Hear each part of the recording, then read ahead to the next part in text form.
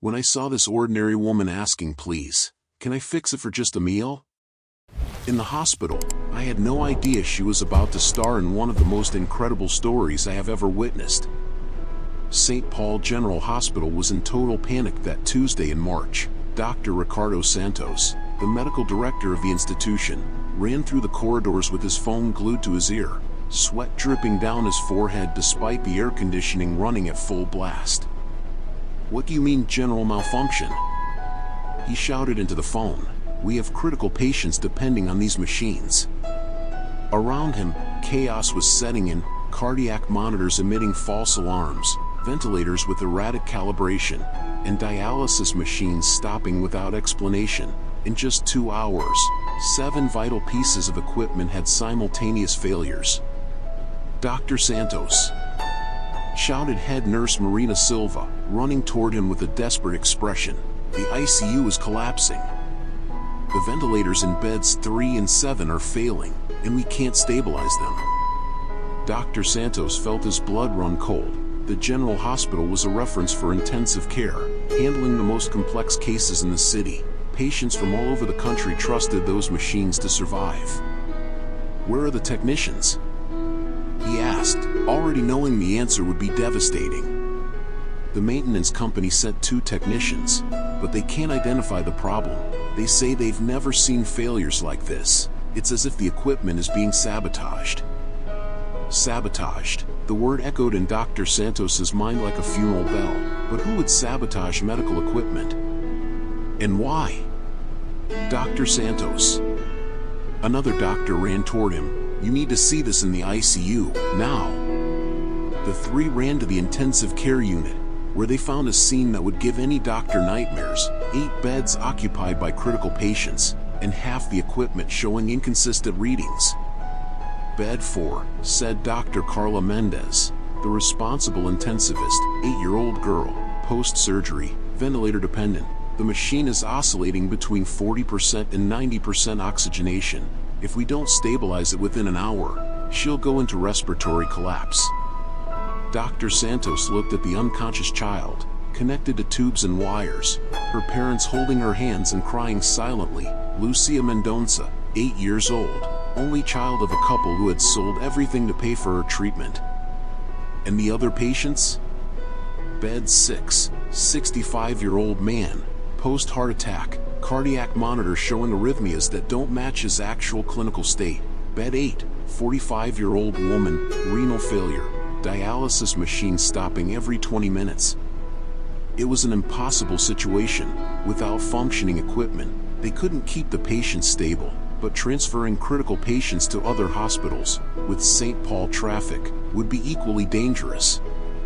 Dr. Santos, Marina approached with more bad news. The biomed technicians said they'll need at least 6 hours to diagnose the problem, and another 4 hours to get replacement parts. 10 hours, with patients who might not even have 2. "We don't have 10 hours, Dr. Santos murmured, running his hands through his hair. "Some of these patients don't even have an hour." It was in this moment of total despair that a soft voice was heard at the ICU door. "Excuse me." Everyone turned. A woman was standing at the entrance, clearly out of place in the sterilized hospital environment. Her brown, graying hair was tied in a simple ponytail. Her clothes, a faded denim jacket and worn sneakers, suggested someone living with few resources. She looked about 40 years old, but her bright blue eyes carried an intelligence that didn't match her appearance. "Ma'am, this is a restricted area," Marina said automatically. "Family members should wait in the waiting room." "I'm not a family member," the woman replied calmly. "I heard you talking about problems with medical equipment. I can help." Dr. Santos, Marina, and Dr. Carla exchanged glances between confused and irritated. With the crisis they were facing, the last thing they needed was a civilian offering amateur help. "Ma'am," Dr. Santos began with forced patience, "we appreciate the concern, but we're dealing with highly specialized medical equipment. Our technicians." "Your technicians haven't been able to fix it in 2 hours," the woman gently interrupted. "And from what I heard, you don't have much time. And you think you can solve what specialized engineers couldn't?" Dr. Carla asked with poorly disguised skepticism. The woman looked directly at her. I can try, in exchange for just a meal. The silence that followed was broken by Dr. Carla's disbelieving laugh. A meal?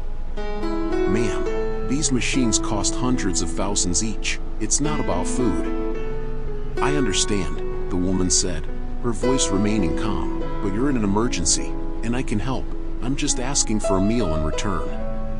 Marina was about to call security when the alarm from bed 4 went off again. The child was entering respiratory distress. Dr. Santos, said the nurse responsible for the bed. Her saturation is dropping, 85%, 82%.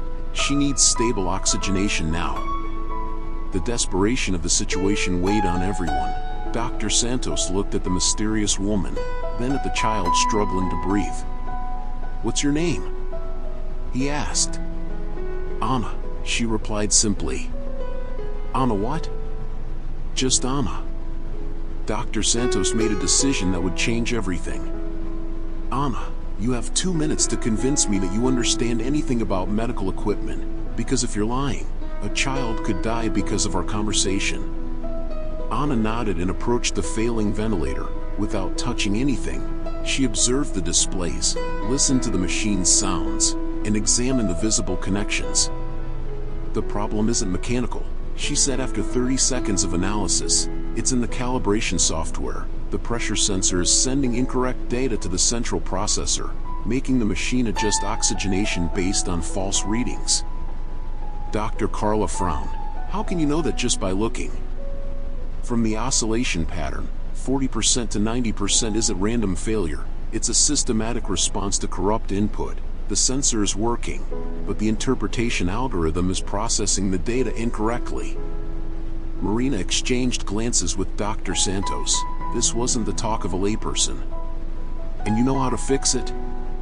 Dr. Santos asked. I need to access the machine's diagnostic system. It's a reset of basic parameters, but it has to be done in the correct sequence. Otherwise, I could permanently damage the equipment. Dr. Santos looked at the child in bed 4. Her saturation continued to drop, 79%, 77%. In a few minutes, she would be critical. If you're wrong. If I'm wrong, you're in the same situation you're already in, Anna said calmly.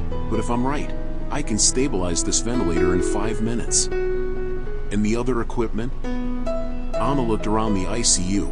If it's what I'm thinking, they all have the same root problem. I fix one. I teach you how to fix the others. Dr. Santos took a deep breath. Marina, bring a plate of food from the cafeteria. Anna, he hesitated, still not believing what he was doing. You have 5 minutes to prove you're not crazy. Anna approached the ventilator and began working on the control panel.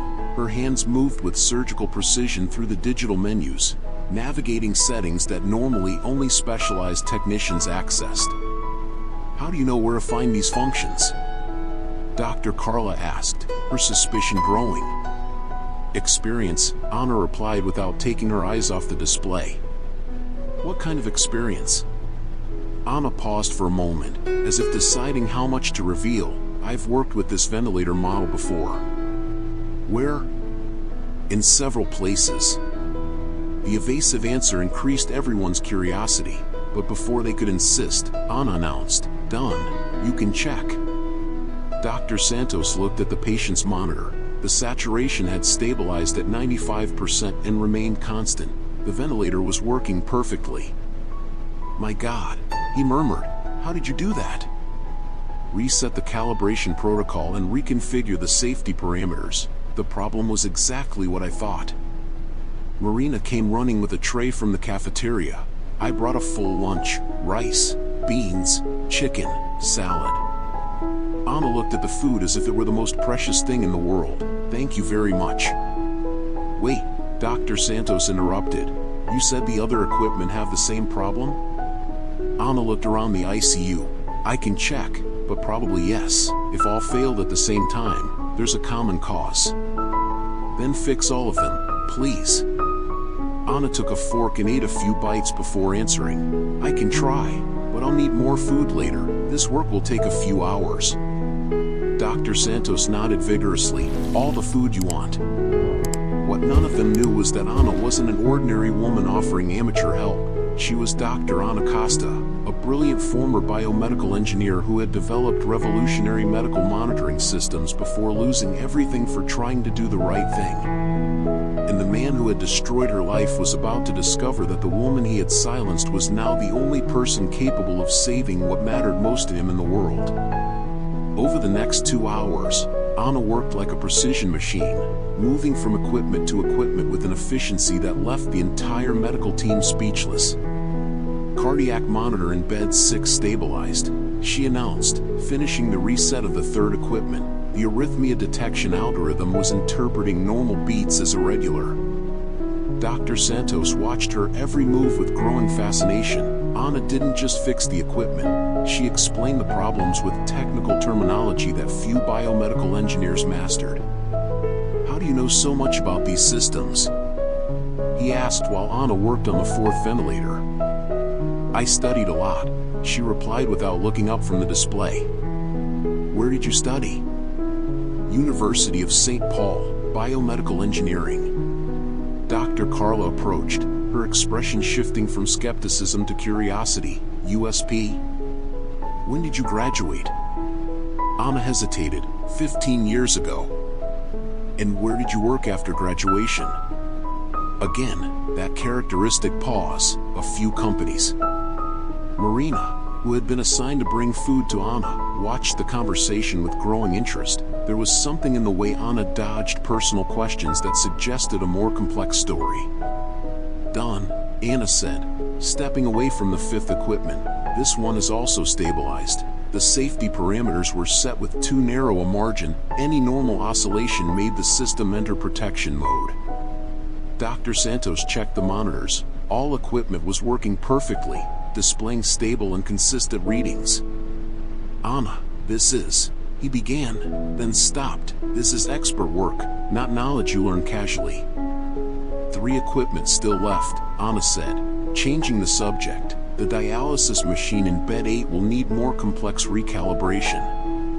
As Anna worked, Dr. Santos noticed details he hadn't seen before. Her hands, despite their careless appearance, were clean and moved with surgical precision.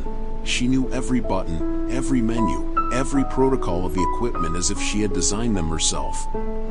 "Dr. Santos," Marina approached him and whispered, "don't you think it's strange that she appears exactly today? When all the equipment failed at the same time." "What do you mean?" "Simultaneous failures in different equipment, from different manufacturers, installed at different times. That's not a coincidence." Dr. Santos felt a chill. Marina was right. The probability of 7 equipment failing simultaneously was astronomically low. "Do you think it was sabotage?" "I think we need to find out who this woman really is, and why she appeared at the exact moment we needed her." Anna was finishing the calibration of the dialysis machine when she heard fragments of the whispered conversation. Her hands remained steady, but something changed in her expression. "Equipment in bed 8 stabilized," she announced. 2 left. Dr. Santos approached her. "Anna, can I ask a direct question?" "You may." "How did you know exactly what kinds of failures to look for? How do you know these diagnostic protocols?" Anna stopped what she was doing and looked directly at him. For a moment, he saw something in her eyes: pain, loss, and perhaps a touch of carefully controlled anger. "Because I helped develop some of these systems," she said simply. The silence that followed was heavy as lead. "Develop?" Dr. Carla repeated slowly. "I worked for companies that manufacture medical equipment. I participated in the development of monitoring algorithms and safety systems." "Which companies?" Anna went back to working on the equipment, but Dr. Santos could see tension in her shoulders. "Biomed technology, mainly." Dr. Santos felt as if he had been punched in the stomach. Biomed Technology was one of the largest medical equipment manufacturers in the country, and also the company responsible for maintaining the entire hospital. "You worked at Biomed?" he asked, his voice sounding strange. "I did." "For how long?" 8 years. I was a senior engineer in the software development department. Dr. Santos and his team exchanged alarmed looks. If Anna had worked for the company responsible for the equipment, that explained her deep knowledge, but it also raised disturbing questions. Why did you leave the company? Dr. Carla asked. Anna finished adjusting the second-to-last equipment before answering. When she finally turned to them, her expression was that of someone carrying an immense weight. Because I discovered that Biomed was selling equipment with known software defects that could kill patients. The silence in the ICU was deafening. And when I tried to report it, Anna continued, her voice growing firmer, they destroyed me. They sued me for breach of confidentiality, spread rumors that I was mentally unstable, and made sure no company in the sector would hire me again. Dr. Santos felt the world spinning around him. Are you saying that Biomed knew the equipment had problems? Not only did they know, but they decided not to fix it because a recall would be too expensive. They preferred to keep the defect and hope that few cases would be affected. Marina brought her hand to her mouth. My God, and today all the equipment failed at the same time, Anna completed. It's not a coincidence. Someone remotely activated the defects I reported 3 years ago. Dr. Santos felt his legs grow weak. Someone intentionally sabotaged our hospital? Anna nodded gravely, and I have a suspicion of who it was. Dr. Santos looked around the ICU with new eyes. If Anna was right, they weren't just dealing with technical failures. They were in the middle of a deliberate attack against innocent patients. Who would do something like this? He asked, his voice barely controlling his anger. Anna hesitated before answering. Dr. Santos, may I ask who is the medical director responsible for approving the equipment contracts for this hospital? I am. Why? And who specifically approved the contract with Biomed? Dr. Santos frowned. It was a decision by the administrative board, but he stopped, an uncomfortable memory surfacing. Dr. Eduardo Mendonça was the one who most strongly advocated for Biomed. He said he knew the company's CEO personally. Dr. Eduardo Mendonça? Anna repeated, and for the first time since she arrived, her voice trembled slightly. Yes, he's our administrative director. Why? Do you know him? Anna closed her eyes for a moment, as if gathering courage. Dr. Mendonça isn't just the administrative director of this hospital. What do you mean? He's the majority shareholder of Biomed Technology, and he was the one who orchestrated my professional destruction when I tried to report the defects. The silence in the ICU was disturbing. Dr. Santos felt as if the floor was disappearing beneath his feet. That's impossible, Dr. Carla said. Eduardo has worked here for 5 years. He can't be. He can and he is. Anna interrupted. Dr. Eduardo Mendonça is the man who sued me, spread lies about my mental sanity, and made sure I never worked in the field again. When I lost everything, job, home, family, it was because of him. Marina was recording the conversation on her phone, instinctively documenting what seemed to be an explosive confession. Anna, Dr. Santos said carefully, these are very serious accusations. Do you have proof? I have copies of all the documents that prove the defects in the equipment. I have emails from the board knowing about the problems. And I have the original source code that shows exactly where the bugs are that can kill patients. Where is this evidence? Anna laughed bitterly. On a USB drive I've carried with me for 3 years, waiting for the day someone would finally believe me. Dr. Santos was trying to process this information when his phone rang. The name on the screen made his stomach churn. Dr. Eduardo Mendonça. Hello, Eduardo. Ricardo, I heard you're having equipment problems. What a shame. Did you call the Biomed technicians? Yes, they're working on the issue. Great, I'm sure they'll fix it quickly. Biomed has the best technicians in the market. Dr. Santos looked at Anna, who was listening to the conversation with a dark expression. Eduardo, out of curiosity, do you know Biomed's equipment well? Technically, I mean. Why do you ask? It's just that we had very specific failures today, failures that seem coordinated. There was a pause on the other end of the line. Coordinated? What a strange term, Ricardo. Equipment fails. That's normal. 7 different equipment, simultaneously? Bad coincidence. But don't worry, Biomed will fix everything. By the way, I hope you haven't let anyone unauthorized touch the equipment. That could cause irreversible damage. Anna signaled to Dr. Santos. She grabbed a paper and wrote quickly. He's testing if you let me work on the equipment. Say no. No, of course not. Dr. Santos lied. Only authorized technicians have access. Perfect. Well, I'll stop by later to check if everything is resolved. Goodbye.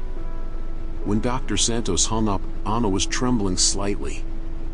He knows, she said. Eduardo knows I'm here. How could he know? Because today's failures weren't random. They were remotely activated to force me to appear. He's been hunting me for 3 years. Dr. Carla approached. Anna, why would he do that? Because as long as I'm alive, I'm a threat. I have evidence that can destroy Biomed and send Eduardo to prison. But more importantly, Anna looked at the child in bed 4, who is now breathing peacefully. I know how he thinks, and I know this isn't over. What do you mean? Anna checked the other equipment she had fixed. Everything was working perfectly. He won't stop until he finds me. And now that he knows I'm here, he'll do something desperate. Like what? Like activating more severe failures. Failures that even I can't fix in time. As if her words were prophetic, at that moment the hospital's general alarm began to sound. A voice echoed through the loudspeakers. Code blue in the pediatric ICU. Code blue in the pediatric ICU. Critical failure in life support equipment. Anna closed her eyes. It's begun. Dr. Santos ran to the phone. Pediatric ICU. This is Dr. Santos. What's the situation? Doctor, it's a catastrophe. All equipment in the pediatric wing stopped at the same time. We have 12 children in critical condition and no equipment working. Anna stood up, her expression shifting to something Dr. Santos couldn't define, determination mixed with what seemed like vengeance. Dr. Santos, she said, her voice now carrying an authority she hadn't demonstrated before. If we want to save those children, we'll have to stop Eduardo before he kills someone to silence me. How? Anna smiled for the first time since she arrived, a smile that mixed sadness with relentless determination. By giving him exactly what he wants, an opportunity to destroy me publicly, in front of the entire medical team. She paused, but this time, I have the evidence that will destroy him first. The rush to the pediatric ICU was desperate. Dr. Santos, Anna, Marina, and Dr. Carla took the stairs 2 steps at a time, the sound of alarms echoing through the corridors like war sirens. When they arrived at the pediatric wing, they found a scene that would give any parent nightmares. 12 beds occupied by children between 2 and 12 years old, all connected to equipment flashing red emergency lights. Dr. Santos, shouted Dr. Paula Reese, head of the pediatric ICU, running toward them with eyes red from desperation. The equipment stopped working simultaneously 10 minutes ago. Ventilators, monitors, infusion pumps, everything. Anna looked around the wing and felt her heart tighten. They were innocent children, some so small they barely filled the hospital beds. How many minutes do we have? She asked. Depending on the child, between 5 and 20 minutes before total collapse, Dr. Paula replied. But Anna, who are you? Dr. Santos, why did you bring a civilian to the ICU?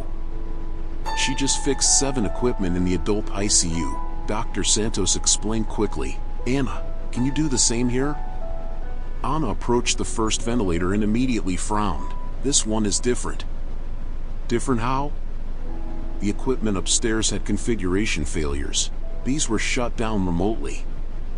Dr. Santos felt his blood run cold. Shut down remotely? How is that possible? All modern medical equipment has network connections for remote monitoring. If someone has access to the system, Anna didn't finish the sentence, but everyone understood the implications. Marina pointed to one of the children. Dr. Santos, look who's in bed 7. Dr. Santos followed her gaze and felt the world stop. In bed 7 was Lucia Mendoza, an 8-year-old girl with dark curly hair and a sweet smile even while sedated. "Lucia?" he murmured. Dr. Eduardo's daughter, Marina, confirmed. "She had heart surgery yesterday. She's dependent on this monitor to detect any arrhythmia." Anna approached bed 7 slowly, looking at the child who slept innocently, unaware of the danger she was in. "This is Eduardo Mendoza's daughter?" she asked, her voice almost a whisper. "Yes, do you know her?" Anna didn't answer immediately. Her hands trembled slightly as she observed the displays of the girl's cardiac monitor. Numbers that should show stable beats displayed only zeros. "Anna?" Dr. Santos insisted. "I know her," Anna said finally. 3 years ago, when I still worked at Biomed, I developed the specific safety protocol for this monitor model, a protocol that Eduardo rejected because it was too expensive to implement." The irony of the situation was cruel and perfect. The same negligence that had destroyed Anna's career now threatened the life of the man's daughter. "Anna," Dr. Santos said carefully, "can you fix her monitor?" Anna looked at Lucia, then at Dr. Santos. "I can, but there's something you all need to understand." "What?" Eduardo didn't just sabotage the equipment. He specifically sabotaged the equipment in beds where he knew I would have to make difficult moral choices. Dr. Santos didn't understand immediately. "What do you mean?" Anna pointed to the other beds. Bed 3, son of one of the lawyers who sued me. Bed 5, daughter of one of the journalists who wrote false articles about me. Bed 9, grandson of one of the judges who rejected my case. "My God," Marina whispered. "Eduardo isn't just trying to kill me," Anna continued. "He's trying to break me psychologically, forcing me to choose which children to save first, wanting me to become the monster he said I was." Dr. Carla looked at Anna with new understanding. "And you're going to save all of them, even after what they did to you?" Anna was already moving to the first equipment.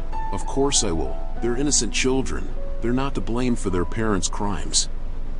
As Anna worked with superhuman speed to fix the equipment, Dr. Santos made a call that would change everything. "Federal police? I need to report a crime in progress, sabotage of medical equipment with intent to commit homicide." Eduardo Mendoza was about to discover that underestimating Ana Costa had been the biggest mistake of his life, because the woman he had tried to destroy wasn't just back, she was prepared for war. While Ana worked frantically to fix the pediatric equipment, Dr. Santos coordinated on the phone with the federal police, explaining the impossible situation they were in. "Agent Carvalho, you need to understand, we have 12 children dependent on equipment that was intentionally sabotaged. The person behind this might be Dr. Eduardo Mendoza, the administrative director of the hospital itself." "Dr. Santos, these are serious accusations. What evidence do you have?"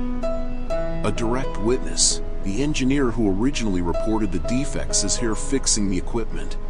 Ana looked up from the ventilator she was adjusting. "Dr. Santos, tell the agent I have 3 years of documented evidence, and tell him that Eduardo will show up here in exactly," she checked her watch, 15 minutes. "How do you know?" "Because he needs to verify if the equipment really stopped, and because he'll want to make sure I didn't survive to tell the story." Dr. Santos repeated the information to the agent, who promised to send a team immediately. Meanwhile, Ana had managed to stabilize 6 of the 12 equipment, but the work was getting progressively harder. "The systems are locked with security codes I don't recognize," she explained to Dr. Paula. "Eduardo learned from my previous report. He created more sophisticated blocks."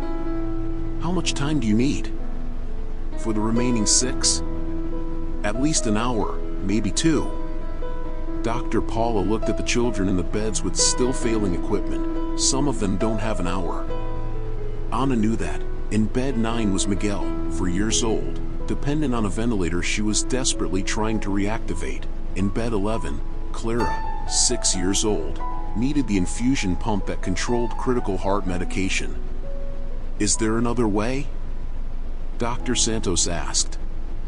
Ana stopped what she was doing. "There is, but it's risky." "What way?" I can access Biomed's central system remotely and disable all the blocks at once, but for that, I need my old credentials. Do you still have access? Eduardo never canceled my access because he wanted to be able to monitor me. He doesn't realize I know that. Anna paused. But if I access the system, he'll know exactly where I am and what I'm doing. So what? Then he'll activate the most extreme protocols, not just for these equipment, but for all Biomed equipment in all hospitals in the city. The silence was deafening. Marina was the first to speak. How many patients would that affect? Thousands, Anna replied. Eduardo would rather cause a medical catastrophe across the entire city than let me prove he's a murderer. Dr. Santos sat in a chair, the magnitude of the situation crushing him. So we're trapped. If you fix only these equipment, some children die. If you access the central system, thousands of people are at risk. Anna looked again at Lucia in bed 7, the daughter of the man who had destroyed her life. The girl slept peacefully, connected to the cardiac monitor that could stop at any moment. There's a third option, Anna said slowly. What? I access the central system, but first I record everything, document the whole process, show the evidence, prove Eduardo is guilty. Then, when he tries to activate the extreme protocols, I'll have already exposed him publicly. Dr. Carlo approached. How? Anna smiled, but it wasn't a happy smile. Is Marina still recording with her phone? Marina nodded, raising the phone. Then let's give Dr. Eduardo Mendonça exactly what he wants, a chance to destroy me publicly, but this time, it will be him who gets destroyed. At that moment, they heard the elevator arriving on the floor. Firm footsteps echoed down the corridor, approaching the pediatric ICU. He's here, Anna whispered. Dr. Santos, whatever your reaction when you see him, remember, these children's lives depend on us getting him to confess everything on camera. Anna, if this goes wrong. If it goes wrong, at least I'll die trying to save the daughter of the man who hated me. There's a poetic justice in that. The footsteps stopped at the ICU door. Dr. Eduardo Mendonça was about to enter and discover that the woman he had spent 3 years trying to destroy was back, and this time, she was prepared for a war that only one of them would survive. Dr. Eduardo Mendonça entered the pediatric ICU with the confidence of a man accustomed to controlling every situation, tall, well-dressed, with perfectly combed graying hair and dark eyes that conveyed natural authority. At 52, he had built an impeccable reputation as an administrative director and medical consultant. But when his eyes found Anna working on the ventilator at bed 9, his expression changed completely. The blood drained from his face, and for a moment, Dr. Santos saw something he had never seen in Eduardo: pure fear. What is happening here? Eduardo stammered, his usual commanding voice failing. Dr. Eduardo! Dr. Santos approached, trying to sound casual. Good that you came. We had a situation with the equipment, but this consultant managed to solve most of the problems. Eduardo couldn't take his eyes off Anna, who continued working as if he didn't exist. Consultant? Eduardo repeated, slightly regaining his composure. Ricardo, you know we have strict protocols. We can't allow unauthorized people to touch medical equipment. Anna finally turned to him, and for the first time in 3 years, the two faced each other directly. Hello, Eduardo, she said calmly. Ana Costa. Eduardo said the name as if it were a contagious disease. I should have guessed. Dr. Santos, Marina, and Dr. Carlo watched the tension between them, feeling they were witnessing something much bigger than a simple professional disagreement. Do you know each other? Dr. Santos asked, feigning ignorance. We do, Eduardo replied, his voice regaining authority. Ana Costa is a former Biomed employee who was fired for mental instability and unethical behavior. Lies, Ana said simply. She made unfounded accusations against our company, tried to blackmail the board, and when exposed, developed persecutory fixation. Ana smiled, but it was a cold smile. Marina, still recording? Marina nodded with the phone. Great, Eduardo. Would you like to explain to the cameras why all the equipment in this hospital failed simultaneously today? Mechanical failures happen, Anna. It's not a conspiracy. Mechanical failures in 7 different equipment, different models, installed in different years? Anna approached him, her voice gaining strength, all exhibiting exactly the same software bugs I reported 3 years ago. Eduardo tried to maintain composure, but Dr. Santos could see sweat forming on his forehead.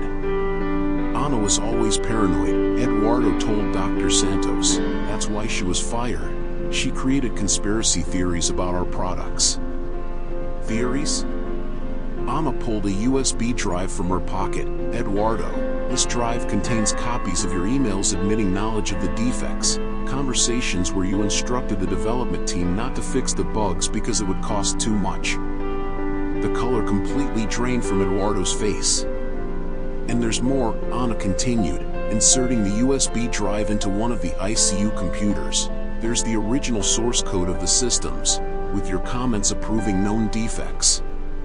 On the computer screen, emails with biomed headers began to appear. Dr. Santos read over Anna's shoulder and felt nauseous. Bug and cardiac monitoring system.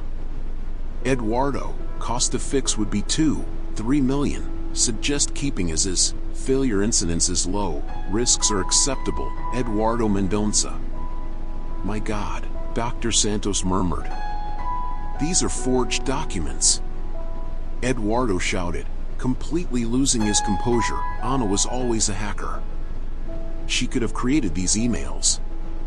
Anna turned the screen so everyone could see. Eduardo, these emails have timestamps, server headers, and Biomed's digital signatures. Do you want to explain how I forged documents with digital certification from your own company? Eduardo was cornered and knew it. His gaze ran to the door, then to his phone, and finally landed on bed 7, where his daughter Lucia slept connected to the monitor he knew was failing. Anna, he said, his voice changing to something almost pleading, what do you want?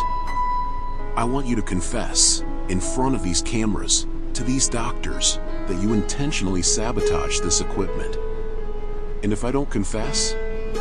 Anna looked at Lucia, then back at Eduardo. Then your daughter will die because of your own negligence, just like hundreds of other children have died over the past 3 years because of equipment you refused to fix.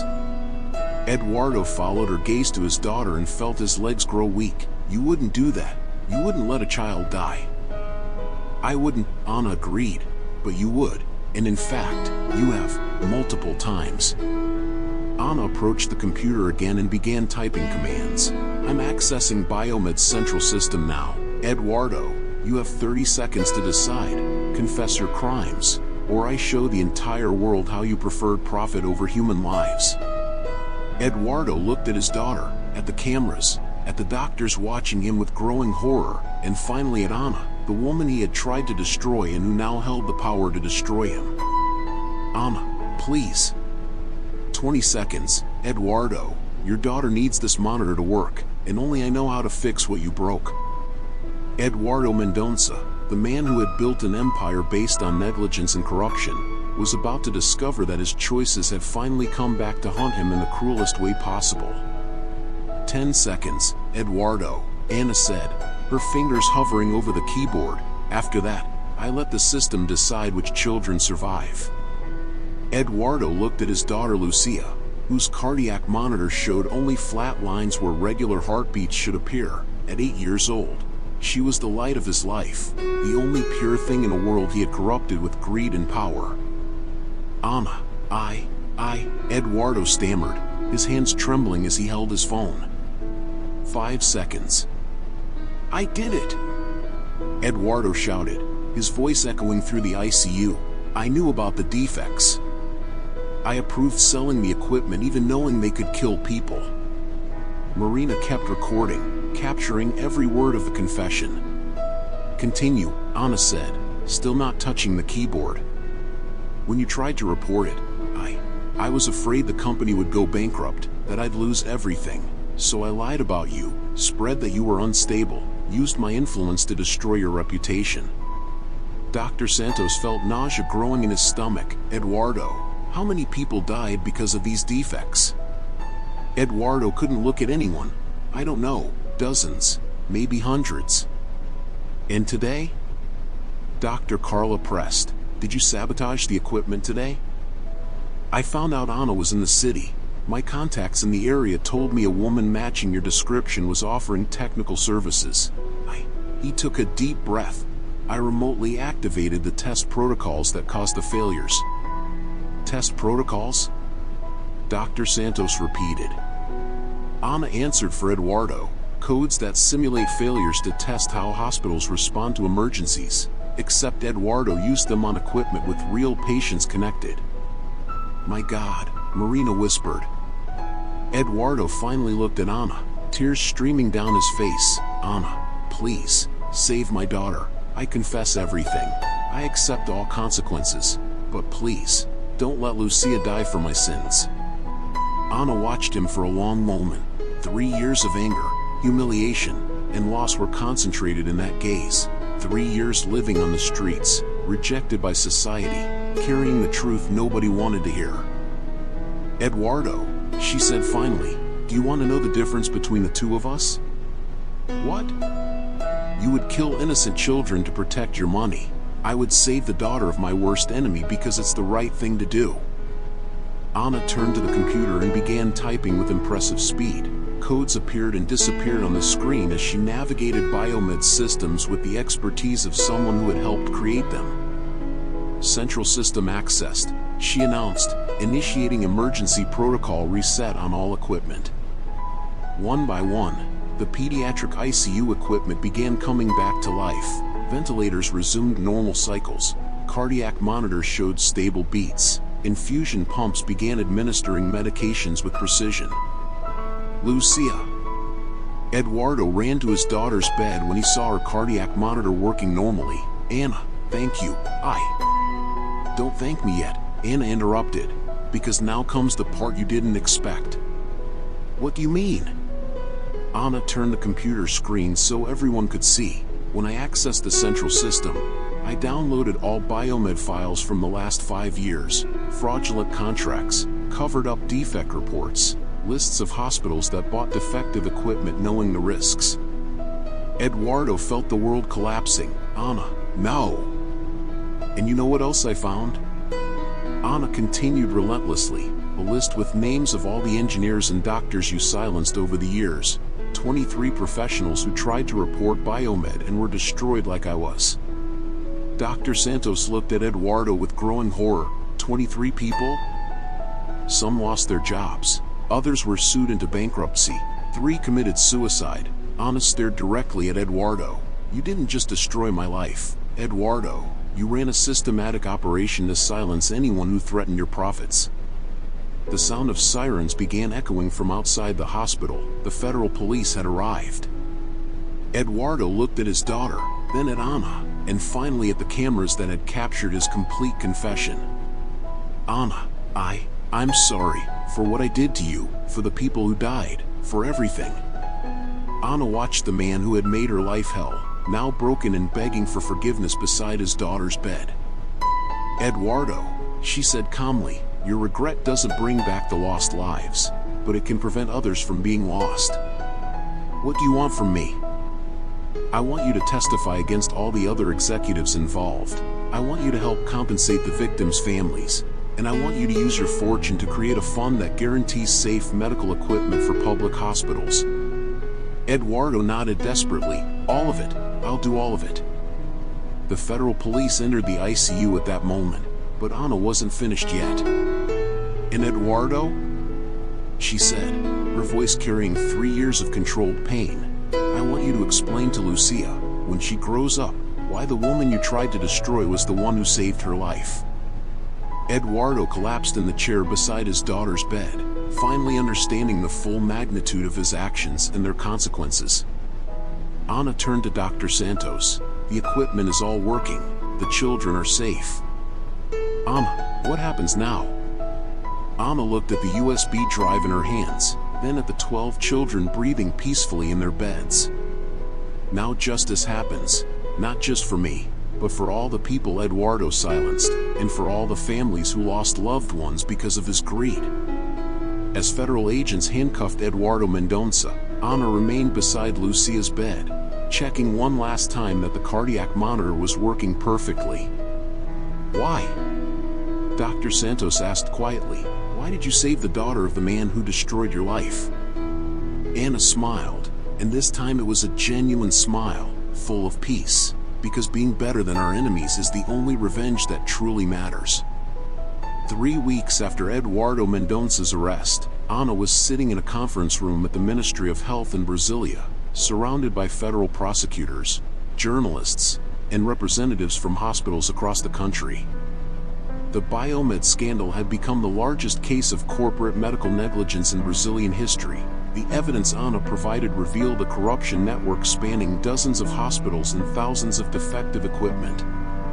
"Dr. Costa," said federal prosecutor João Augusto, "thanks to your evidence, we've identified 847 defective equipment operating across the country. How many lives do you estimate we've saved?" Ana still felt uncomfortable being called doctor again. It's difficult to calculate, but probably thousands of people who would have died from failures that could have been prevented. "And what motivated you to keep this evidence for 3 years, even while living in such difficult conditions?" Ana considered the question carefully, the hope that one day someone would believe me, and the certainty that if I gave up, more innocent people would die. The journalist from Global leaned forward. "Dr. Costa, what was it like living on the streets after being one of the country's most respected biomedical engineers?" "Humiliating, desperate, but also educational." Ana paused. "When you lose everything, you discover who you really are without titles and status.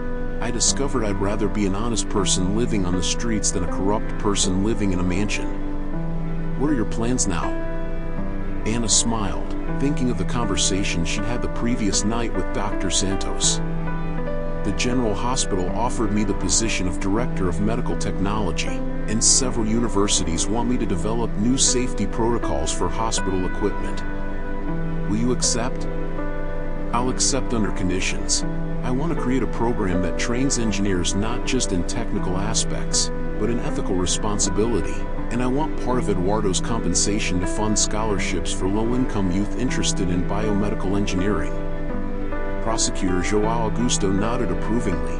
"Dr. Mendoza agreed to all your conditions as part of his plea bargain. He'll testify against other involved executives and pay $200 million in compensation." Ana thought of Eduardo, now in prison awaiting trial. His daughter Lucia had completely recovered from surgery and had no idea her father was in prison. David, Eduardo's ex-husband, had temporarily taken custody of the girl. "Is there anything else you'd like to say?" asked the journalist from Veja. "Yes, there is." Ana stood up, looking directly at the cameras. "To anyone watching who knows about irregularities in their company, their sector, anywhere, report it. Yes, it might cost you dearly, it might cost you everything, but silence costs lives. And if they try to destroy you like they did with you, then resist, document everything, never give up on the truth." Ana smiled, because in the end, the truth always wins. It might take 3 years, it might cost your career and your home, but it always wins. After the press conference, Ana was leaving the building when her phone rang. It was an unknown number. "Hello? Dr. Ana Costa? This is Dr. Michelle Roberts from the Massachusetts Institute of Technology. We're offering an endowed chair in ethical biomedical engineering. After reading about your case, we believe you're exactly the kind of leadership our students need." Ana stopped walking. "MIT, every engineer's dream. Professorship, full salary, your own laboratory, and complete freedom to develop research on medical equipment safety. Interested?" Ana looked at the Brasilia horizon, thinking of the incredible journey that had brought her from the streets of St. Paul to an offer from MIT. "Dr. Roberts, may I make a counterproposal?" "Of course. I accept the position, but I want to develop an exchange program with Brazilian universities. I want Brazilian youth to have access to this kind of education." "Done. When can you start?" Ana smiled, feeling for the first time in years that she was exactly where she should be. Whenever is best for the students, because this time, I'll do everything thinking about who really matters. 6 months later, Ana was in her MIT laboratory, supervising a group of Brazilian and American students developing new medical safety protocols. On her office wall were 2 photos, one of Lucia Mendonça smiling in her hospital bed after full recovery, and another of the 23 professionals Eduardo had silenced over the years. The woman who had asked for food in exchange for fixing equipment had become one of the world's most respected voices in medical ethics, but more importantly, she had proven that doing the right thing, even at great cost, was always worth it in the end. And every morning, when she arrived at the laboratory, Ana remembered the words she said to Eduardo that day: being better than our enemies is the only revenge that truly matters. 2 years after the scandal that rocked the Brazilian medical industry, Ana Costa stood on the stage of the St. Paul Convention Center, facing an audience of over 2,000 engineers, doctors, and students. She wore an elegant navy blue blazer, her hair was professionally cut, and her eyes shone with the confidence of someone who had found their true purpose.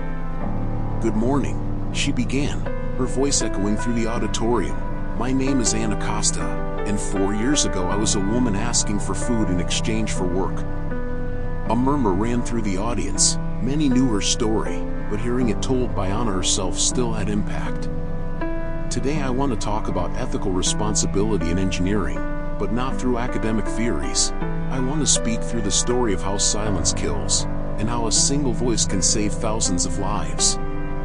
In the middle of the audience, Dr. Santos, Marina, and Dr. Carla watched with pride the complete transformation of the woman they had met in desperation. Ana had become more than a renowned MIT professor. She was now director of the International Institute for Ethics in Medical Technology, an organization she had founded with part of the compensation from the biomed case. Before beginning my lecture, Ana continued, "I'd like to introduce some special guests." The lights dimmed and a video began projecting on the giant screen behind her. It was the recording Marina had made on her phone that day in the ICU, Eduardo confessing his crimes while his daughter fought to survive. "This man is Eduardo Mendonça," Ana said over the image. "For 8 years, he ran a company that sold knowingly defective medical equipment. When I tried to report him, he destroyed my career and my life." The audience watched in absolute silence. But today, Eduardo is here with us. The lights came up again, and from the back of the auditorium, escorted by 2 federal agents, Eduardo Mendonça walked to the stage. He was noticeably thinner, with graying hair and eyes carrying the weight of 2 years of imprisonment and remorse. Eduardo served his 2-year sentence and now works on probation, helping identify other cases of medical negligence. He asked to be here today. Eduardo approached the microphone, his hands trembling slightly. "My name is Eduardo Mendonça, and I am a murderer," he began, his voice breaking, not with weapons or violence, but with greed and negligence. "Because of my decisions, at least 127 people died using equipment I knew was defective." The audience fell completely silent. "Ana Costa tried to stop me, tried to save those lives, and I destroyed her for it." Eduardo looked at Ana. "Today I'm here to do what I should have done 5 years ago, ask you to believe her, support people like her, and never allow someone like me to make decisions that affect human lives." Ana approached him. "Eduardo, is there anything else you'd like to say?" Eduardo took a deep breath. "My daughter Lucia is in the audience today." All heads turned to find a 10-year-old girl sitting in the front row, next to David, Eduardo's ex-husband who had adopted Lucia after her biological father's imprisonment. "Lucia, Daddy did very bad things, hurt many people, and Aunt Ana," he pointed to Ana. "Aunt Ana tried to stop Daddy from hurting people, but Daddy didn't listen." Lucia waved timidly at Ana, who waved back affectionately. "Now Aunt Ana is teaching other people to be brave like she was, and Daddy is trying to fix the mistakes he made." Eduardo turned to the audience. "If anyone here knows something wrong happening in your company, please, have the courage Ana had. Be better than I was." When Eduardo left the stage escorted by the agents, Ana stood alone at the microphone. This is the power of a single voice, she said. One person willing to sacrifice everything for the truth can change the entire world. The audience erupted in applause that lasted 5 minutes. After the lecture, as Anna spoke with students and professionals inspired by her story, Lucia approached timidly. "And Anna? Hi, sweetheart. Thank you for saving my life, and thank you for not giving up, even when Daddy was mean to you." Anna knelt to be at the girl's eye level. "Lucia, you're not to blame for your father's choices, and I would always do everything to save a child, no matter who their parents are. When I grow up, can I be an engineer like you?"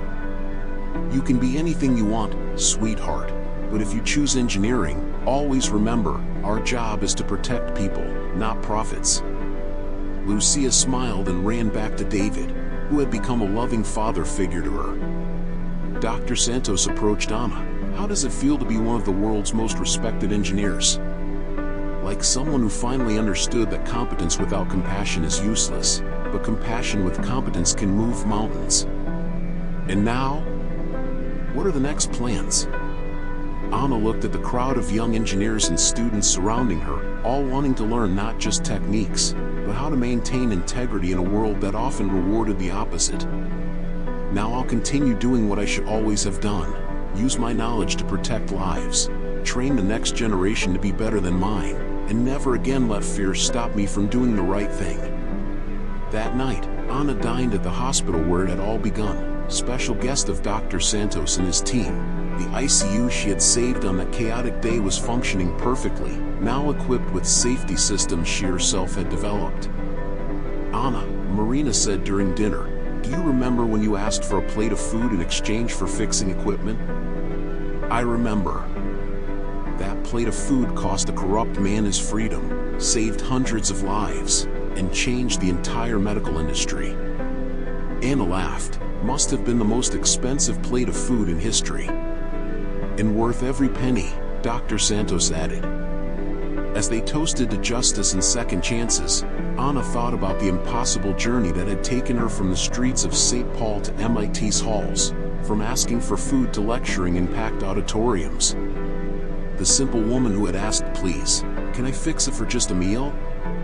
had become the voice that changed an entire industry, but more importantly, she had proven that integrity wasn't just idealism, it was the most powerful force to transform the world, one saved life at a time. 5 years after that chaotic day in the ICU, Anna stood in the most advanced laboratory of the St. Paul Institute of Medical Technology, an institution she had founded with compensation money and donations from hospitals worldwide. Around her, 50 young engineers from various countries worked on projects that would revolutionize global medical safety. But what made Anna most proud wasn't the state-of-the-art equipment or innovative patents, it was the poster on the wall listing the 23 professionals that Eduardo had silenced, all now working again in their fields, their careers rebuilt thanks to the restitution fund. Professor Anna, called Lucas, a 22-year-old who had grown up in St. Paul's outskirts and earned a full scholarship to the program. The monitoring system we developed detected an anomaly in equipment at Hospital das Clínicas. Anna approached the screen where Lucas pointed to real-time graphs. "What kind of anomaly?" "Seems to be an unauthorized software update. The equipment is functioning, but with slightly altered parameters." Anna frowned. After the biomed case, she had created a global monitoring system that tracked in real time all medical equipment certified by her institute. "Trace the update's origin." Lucas typed commands rapidly. "It's coming from, wow, this is strange. The update is being sent from inside the hospital itself. Someone with internal access is modifying the equipment." Anna leaned over the computer. This can't be happening again. At that moment, her phone rang. It was Dr. Santos. "Anna, I need you here urgently. We have a situation." "What kind of situation?" "A situation that feels too familiar. Equipment failing, confused technicians, and someone offering help in exchange for food." Anna felt a chill run down her spine. "What do you mean?" "A young woman showed up half an hour ago. Simple clothes, humble appearance, but talking about software defects with impossible technical knowledge. Anna, She's using exactly the same words you used 5 years ago. Did she give her name? Carla, just Carla, and Anna, she knows you, specifically asked if Dr. Anna Costa still supervised medical equipment in the city. Anna closed her eyes, processing the implications. Dr. Santos, don't let her touch anything, isolate the problematic equipment and wait for me. I'll be there in 20 minutes. Anna, what's happening? Someone is copying my story, or someone is trying to lure me into a trap. Anna hung up and turned to Lucas. Keep monitoring. If there are any pattern changes, call me immediately. During the drive to the general hospital, Anna considered all possibilities. It could be a coincidence, another engineer in desperate circumstances using the same tactics Anna had used, or it could be something more sinister. When she arrived at the hospital, she found Dr. Santos waiting at the entrance with a worried expression. Where is she? Anna asked. Waiting room, Anna. The more I talk to her, the stranger this gets. Why? She knows details about the biomed case that weren't publicly disclosed. She knows about you, about Eduardo, about things only someone directly involved would know. Anna felt her stomach tighten. Take me to her. The woman sitting in the waiting room appeared to be around 30, blonde hair in a ponytail, simple but clean clothes. When she saw Anna approaching, her eyes lit up with recognition. Dr. Anna Costa, she said, standing up, finally. You know me? I know your story. My name is Carla Mendonça. Anna felt her blood run cold. Mendonça? I'm Eduardo Mendonça's daughter, and I came here because I need your help. The silence in the waiting room was total. Dr. Santos looked from Anna to Carla, trying to process this impossible revelation. You're Lucia's sister? Anna asked.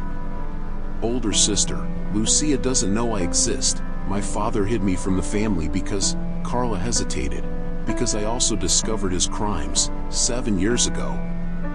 Anna sat down slowly. And what did you do? Nothing. I was cowardly. I was 23, finishing engineering school, and when I discovered what my father was doing, he emotionally blackmailed me, said if I spoke up, I'd lose Lucia forever. So you stayed silent. I stayed silent while people died. I stayed silent while you were destroyed for trying to do what I should have done. Tears began streaming down Carla's face. And now I need your help because I discovered something much worse.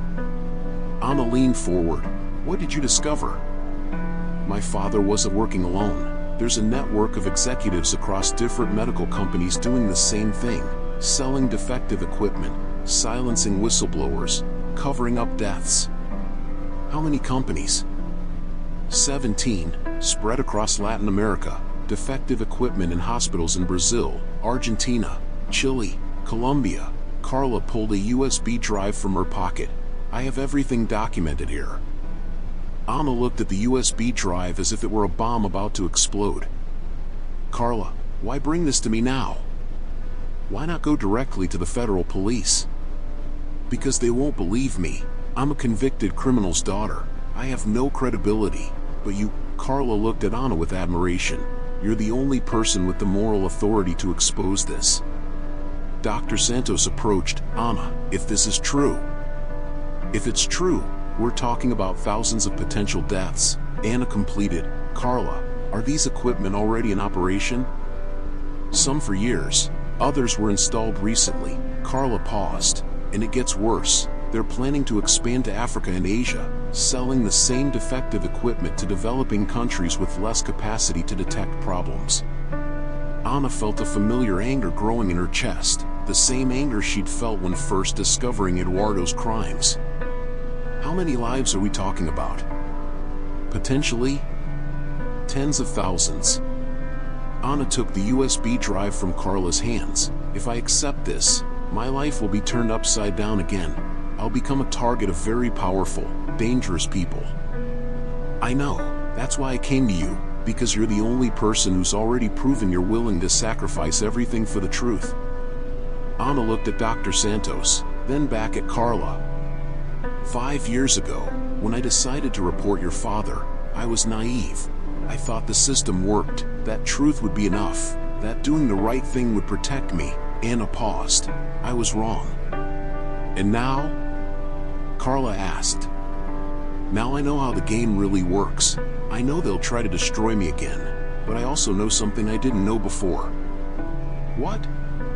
Anna smiled, but it was a warrior's smile. I know I'm not alone this time. Anna turned to Dr. Santos. I need to make some calls to the Ministry of Health, the FBI, Interpol. This network Carla discovered crosses international borders. Anna, Dr. Santos said carefully, are you sure you want to do this? After everything you've been through, you finally have a stable life, recognition, security. Dr. Santos, when you found me asking for food in exchange for work, how many lives did we save that day? 12 children in the ICU. And if I ignore what Carla brought today, how many lives will be lost? Dr. Santos looked at the USB drive in Anna's hands, tens of thousands. Then it's not a choice, it's a responsibility. Anna turned to Carla. I need to know, why now? Why speak up after 7 years of silence? Carla looked at the floor. Because yesterday my sister Lucia told me that when she grows up, she wants to be an engineer like Aunt Anna who saved her life, and I realized that if she knew I knew the truth and did nothing, she'd hate me forever. And are you prepared for the consequences? When this story breaks, you'll be seen as an accomplice for staying silent so long. I'd rather be seen as a remorseful accomplice than a coward who let people die. Anna studied Carla's face, seeing the same fear and determination she'd felt 5 years ago. Okay, we'll do this, but we'll do it right this time. How?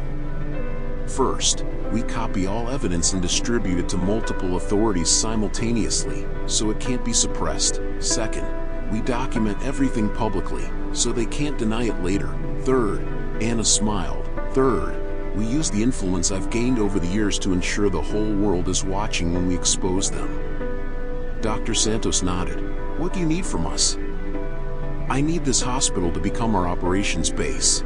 I need a respected medical team witnessing everything. And I need, Anna looked at Carla, I need you to have the courage to repeat everything you told me, but this time in front of federal prosecutors. I'm ready. No, Carla, you're not. Nobody's ever ready to declare war against people who have power to destroy lives. But sometimes, doing the right thing is more important than being ready. Anna picked up her phone and dialed a number. Agent Carvalho? Anna Costa. I need to speak with you urgently about an international medical negligence case. Yes, bigger than the biomed case, much bigger. As Anna coordinated with authorities, Carla watched the woman who had become a legend in the medical field. 5 years ago, Anna had been destroyed for trying to do the right thing. Now, she was powerful enough to ensure justice would actually happen. Anna, Carla said when she finished the calls, thank you for giving me a second chance to do the right thing. Carla, everyone deserves a second chance, even people like your father. The difference is what we do with that chance. And if we can't stop them? Anna looked out the hospital window, seeing St. Paul stretching to the horizon. Somewhere out there, there were hospitals full of defective equipment, doctors unaware they were using compromised technology, and families trusting their loved ones were safe. Then at least we tried, and sometimes, trying to do the right thing, even without guarantee of success, is enough to inspire others to make the same choice. Like you? Like me, 5 years ago, a simple woman who asked to fix equipment in exchange for food, and ended up changing the world. 2 years after exposing the international network of defective medical equipment, Anna Costa sat in a United Nations meeting room in Geneva, surrounded by health ministers from 42 countries. The case had become the largest public health scandal in modern history. 17 companies prosecuted, hundreds of executives arrested, and a new international medical safety protocol that Anna had helped develop, now implemented in hospitals across 6 continents. Dr. Costa, said the WHO Director General, in 7 years, you've gone from dismissed engineer to the person responsible for saving more lives through medical technology than any individual in modern history. How does it feel to carry that responsibility? Anna smiled. Thinking of the impossible journey that had brought her there, I feel like someone who finally understood that competence without compassion is useless, but competence with purpose can literally move mountains. What are your plans now? Anna stood and walked to the window, looking at Lake Geneva reflecting the Swiss mountains. I'm launching the Anna Costa Foundation for Global Medical Ethics. The goal is simple: ensure no company, anywhere in the world, can ever again put profits before human lives. How will that work? We'll create a worldwide network of ethical engineers, people trained not just in technical aspects, but in how to resist corporate pressures.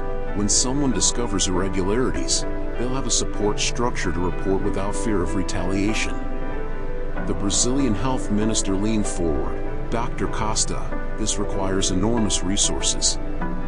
The resources are already secured. The compensation from prosecuted companies, combined with donations from governments and private institutions, has created a $2 billion fund. A murmur of admiration filled the room. But money isn't the most important resource, Anna continued. The most important resource is people willing to sacrifice personal comfort for truth. At that moment, a young woman entered the room carrying a folder. It was Carla Mendonça, now 32 years old and operations director of the Anna Costa Foundation. Excuse me, Dr. Costa, the program participation confirmations have arrived. Anna took the folder and opened it, her eyes lighting up at the numbers. Gentlemen, I'm pleased to announce that 847 engineering universities worldwide have just confirmed the inclusion of medical ethics as a mandatory subject in their curricula. The room erupted in applause. And there's more, Anna continued. 200 hospitals have confirmed implementation of the Anna Costa Safety Monitoring Protocol. Starting next month, it will be impossible for any company to sell medical equipment without independent ethical verification. The WHO Director General stood up. Dr. Costa, on behalf of the World Health Organization, I'd like to offer you the position of Global Director of Medical Safety. Anna looked at Carla, who smiled encouragingly. I accept, but with one condition. What? Carla Mendonça will be my deputy director. She's proven redemption is possible, and that people can choose to be better than their parents. Anna turned to the room full of international dignitaries. 7 years ago, I was a simple woman asking to fix equipment in exchange for a meal. Today, I'm responsible for overseeing global medical safety. This transformation didn't happen because I was special. It happened because decent people gave me opportunities when I needed them most. What's your message for young engineers watching this meeting? Anna thought of Lucas and the other 50 young people working at her institute, all from humble backgrounds but determined to make a difference. My message is simple. Your origins don't determine your destiny. Your integrity does. It doesn't matter if you come from the streets or mansions. What matters is whether you're willing to do the right thing, even when it costs you. And for people going through difficulties right now, never give up. Document everything. Seek allies. And remember that sometimes, asking for help, even if it's just for a meal, can be the first step toward changing the entire world. After the meeting, Anna and Carla walked through Geneva's streets, two women who had found strength to transform personal tragedy into global mission. Anna, Carla said, can I ask something personal? Of course. Do you forgive my father for what he did? Anna stopped walking and looked at the lake, reflecting on the question. Carla, forgiveness doesn't mean forgetting or minimizing the harm someone caused. Forgiveness means not allowing anger to consume the energy you need to build something better. So you forgive? I choose every day not to be defined by the anger I feel toward him, and I choose to use my experience to prevent others from going through what I went through. Carla nodded, understanding. And you know what's ironic? Anna added with a smile, if your father hadn't tried to destroy me, I never would have developed the resilience and determination needed to build all this. In a perverse way, he made me stronger. Does he know about your success? I know he watches my lectures from prison, and I know Lucia is proud of having been saved by me. That's enough. As they walked back to the hotel, Anna thought about the extraordinary journey that had begun with a simple request for food. the humble woman who had offered to fix equipment in exchange for a meal had become a global force for change, overseeing the medical safety of billions of people. But what made her proudest wasn't the titles or recognition. It was knowing that every medical equipment now monitored by her protocols represented lives saved, families protected, and a world slightly safer because she had found the courage to do the right thing.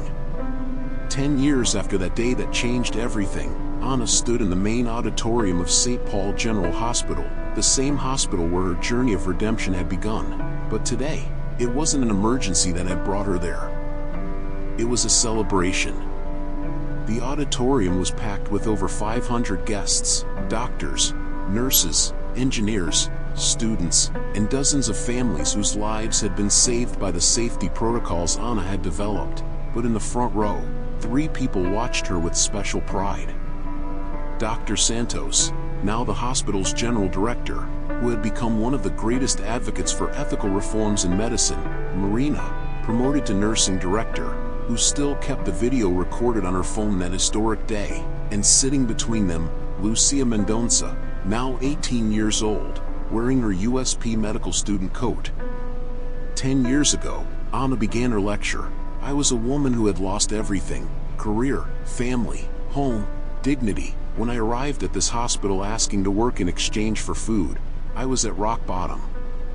The audience listened in absolute silence. But 3 people in this room, Dr. Santos, Marina, and Dr. Carla, gave me something more valuable than food. They gave me an opportunity to use my talent for good, even when I no longer believed in myself. Anna pointed to a screen showing global statistics. Over the past 10 years, the safety protocols we developed have saved over 2-3 million lives. Not because I'm special, but because good people allowed me to transform my experience of suffering into a tool for protection. Lucia raised her hand. Dr. Anna, may I ask a question? Of course, sweetheart. If my biological father hadn't tried to hurt you, would you still have become who you are today? Anna smiled, touched by the maturity of the question. Lucia, your father taught me something no university could teach, that integrity is a daily choice, especially when it costs you. If he hadn't tested me in the cruelest way possible, I might never have developed the strength needed to protect others. So you're grateful he was cruel? I'm grateful I survived his tests and discovered my integrity was stronger than my need for comfort. Anna paused, looking at the young woman who represented hope for a new generation. Lucia, you're going to be an extraordinary doctor, not despite your family's history, but because of it. You understand the value of life in a way few doctors do. After the lecture, while Anna spoke with students and professionals, Dr. Santos approached with a folder in his hands. Anna, there's one last surprise. What kind of surprise? Dr. Santos opened the folder, revealing an official document. The Presidency of the Republic has approved the Ana Costa Law. From now on, all medical equipment sold in Brazil must undergo independent ethical certification, and any attempt to silence whistleblowers will be a federal crime. Anna felt tears forming in her eyes. A law with my name? A law that ensures no other Ana Costa will be silenced, and no other family will lose loved ones to corporate negligence. Marina joined them. Anna, there's something else. What? Lucia wants to speak with you privately. Anna found Lucia waiting in the same corridor where everything had begun 10 years earlier. Dr. Anna, I want to tell you something. What is it, sweetheart? My father Eduardo, I'm visiting him in prison tomorrow, after 2 years without seeing him. Anna was surprised. Why now? Because you taught me that forgiveness doesn't mean forgetting, but means not letting anger control your life. I want to forgive him, not for him, but for me. Anna hugged Lucia affectionately. That will require great courage. You taught me that courage isn't about not being afraid. It's about doing the right thing even when afraid. As they walked back to the auditorium, Anna reflected on the extraordinary journey that had begun with a simple request for food. The humble woman who had offered work in exchange for a meal had become a global force for change, but more importantly, had helped shape a new generation of professionals committed to ethics over profit. Lucia, Anna said, "When you graduate from medical school, would you like to work with me at the foundation?" "Really? You'd accept me?" "Of course. You represent everything we're trying to build. A new generation that understands competence without compassion is empty, but competence with purpose can save the world." That night, Anna was in her St. Paul apartment, looking out the window at the city that had witnessed her fall and rise. Her phone rang. It was a video conference with her global team. "Dr. Costa," said Dr. Jennifer Walsh, director of the Foundation's American branch, "we just received confirmation. The UN approved your proposal to create mandatory global medical safety protocols." Anna smiled. "What does that mean?" "It means starting in January, all UN member countries will be required to implement the Anna Costa protocols in their healthcare systems." "How many lives could this save?" "Conservatively, millions, annually." Anna stepped away from the window and looked at the two photos on her desk, one of Lucia smiling at her high school graduation, and another of all the children from the pediatric ICU she had saved that first day, now grown up pursuing their own careers. "You know what makes me proudest?" Anna told her virtual team. "It's not the numbers or protocols, it's knowing that nowadays, when a young engineer discovers irregularities in her company, she has a support structure to report without fear. No one else needs to go through what I went through." "What's your next goal, Dr. Costa?" Anna smiled, thinking of the 50 projects developing in her institute's laboratories. "My next goal is to ensure the question, 'Please, can I help in exchange for food?' never needs to be asked by someone with the capacity to change the world. I want to create a society where talent is recognized regardless of social origin, and where doing the right thing is always the safest option." After ending the video conference, Anna picked up an envelope that had arrived that morning. It was a handwritten letter from Eduardo Mendonça, sent from prison. "Anna, I know I don't deserve your forgiveness, and I'm not asking for it, but I want you to know that Lucia visits me once a month, and always speaks about you with admiration. She says she wants to be like Aunt Anna, who saved her life and then saved the world. Thank you for being a better person than I ever was. Thank you for saving my daughter when I didn't deserve your compassion. And thank you for transforming my daughter into someone who believes the world can be better. You won, Anna, not just against me, but against everything I represented, Eduardo." Anna folded the letter and stored it in a special drawer where she kept letters from all the people impacted by her work. Her phone rang again. This time it was Lucia. "Dr. Anna, I just finished visiting my father." "How is it, sweetheart?" "Difficult, but good.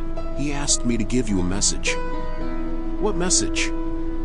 He said, "Tell Anna she was right. The world is better when people like her don't give up on doing the right thing." Anna felt her eyes fill with tears. "And Lucia, there's something I want to tell you.